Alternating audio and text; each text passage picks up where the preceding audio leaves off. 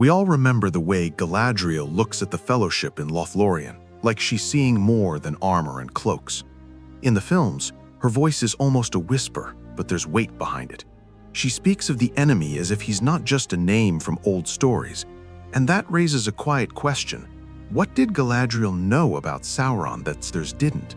Not rumors, not guesses, something sharper, something earned across ages. Galadriel is not simply an elf queen. She is one of the Noldor who lived in the Blessed Realm, under the light of Valinor, before the world was bent by long wars. She saw powers that most of Middle-earth knows only as legends. That matters, because Sauron is not merely a tyrant with armies. He is a Maia, one of the same order as the Istari. Galadriel understands what that means. In Tolkien's texts, Sauron was once called Mehron, the Admirable, and in the beginning he served Aule the Smith. That origin leaves a mark. Sauron's evil isn't chaotic like a beast's, it's engineered. He loves order, systems, and control, things that look almost beautiful until you realize they are cages. Galadriel, who spent her youth among the greatest craftsmen of the Noldor, recognizes the scent of a maker long before others notice the chain. That's why Annatar fooled so many, and why he didn't fool her. In the Second Age, a fair stranger came among the elves, calling himself the Lord of Gifts.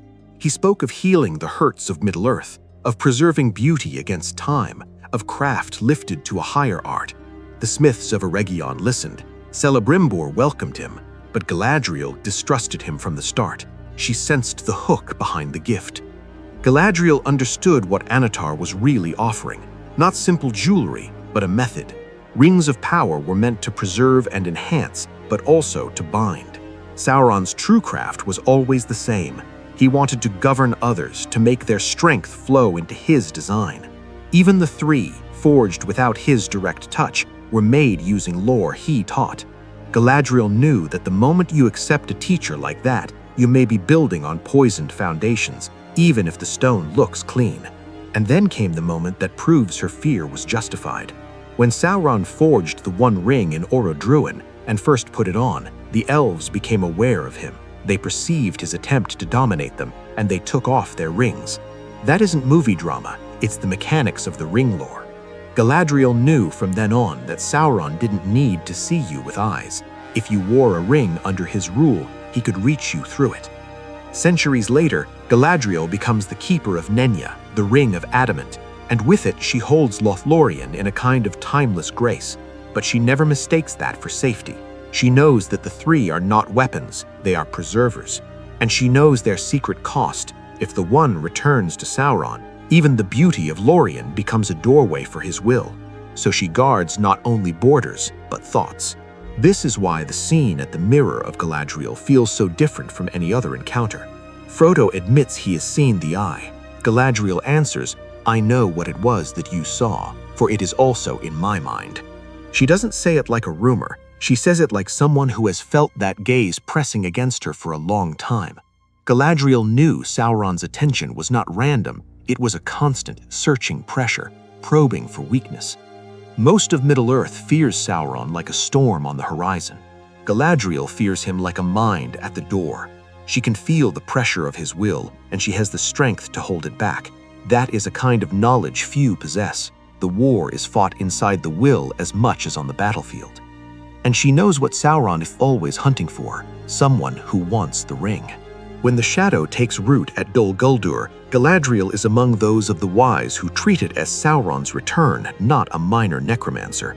She urges the White Council towards action, and Tolkien notes that she wanted Gandalf to lead it because she trusted his humility more than Saruman's pride. That tells you something about her knowledge of Sauron. She knows the easiest way for Sauron to win is to make the good reach for power. That same trap is written all over the Council of Elrond. Some speak openly of using the ring, of turning the enemy's weapon back on him. Boromir voices what countless great men would think. Why not wield it? Galadriel already knows the answer because she knows Sauron. The ring does not make you strong enough to defeat him. It makes you his rival, and rivals become the same kind of tyrant, only with a different banner.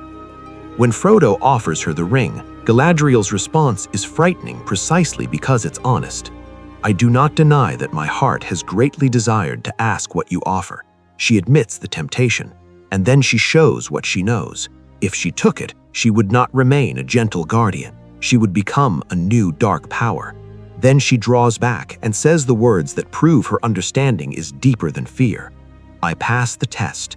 I will diminish and go into the west and remain Galadriel. Right after that, she speaks another truth most people don't grasp. Even victory has a price. If the one ring is destroyed, the power of the three will end. The beauty of Lórien, its timeless air, its preservation, will fade. Galadriel knows this and accepts it anyway. She understands that Sauron's defeat means the end of the elven rings and the end of the elves' long hold on Middle-earth. And there's something else she knows about Sauron. His imagination has a hole in it. Sauron cannot conceive of someone choosing destruction over domination. He expects a ring lord to rise, some great captain, and challenge him. He watches power because power is what he understands. Galadriel, having rejected that temptation herself, knows exactly how easy it is for his gaze to be drawn to pride and strength. It also explains why she treats the hobbits with such strange seriousness. Others see small travelers in oversized cloaks. Galadriel looks at them like the hinge of the age. Hobbits are hard for Sauron to read, too humble, too rooted, too uninterested in domination. Galadriel senses that this is exactly the kind of bearer Sauron will overlook. So she arms them not with armies, but with gifts, rope, cloaks, and a light that remembers the West. The phial of Galadriel is more than a pretty relic. It carries the light of Eärendil's star, and in Tolkien's world, that light is a wound to creatures bred for darkness. Galadriel knows the kinds of terrors that hide where Sauron's shadow spreads. Spiders, wraith things, nameless fears. She can't walk into Mordor herself, but she can send a fragment of resistance with the ones who can. She knows Sauron doesn't only break bodies, he smothers hope. And beneath all of this is an even older knowledge. Sauron's war is also a war against time. He hates change. He hates fading. That's why he offers preservation and order, because it sounds like healing. Galadriel has lived long enough to see the difference. She understands that some things must pass. When the ring is unmade, her own power will fade with it, and she will at last take the straight road into the West.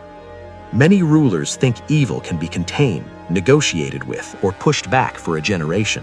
Galadriel knows better. She lived through Morgoth's fall, and she watched Sauron rise from the ruins. She knows his patience, his ability to rebuild, to disguise, to wait. That's why she never treats the necromancer as a local problem. She knows that if Sauron is allowed to grow, he will return with a strength that no border can stop. When the War of the Ring ends, Galadriel doesn't celebrate like a conqueror. She prepares to leave. Lórien begins to change. The power that held it in suspended beauty starts to ebb. That is the final proof of what she knew all along. The rings were never independent of Sauron's fate. They were a countermelody, not a separate song. Once the one is gone, the echo ends, and Galadriel accepts the silence. So what did Galadriel know about Sauron that others didn't? She knew his origin as a maker turned tyrant. She knew his favorite weapon was deception dressed as help.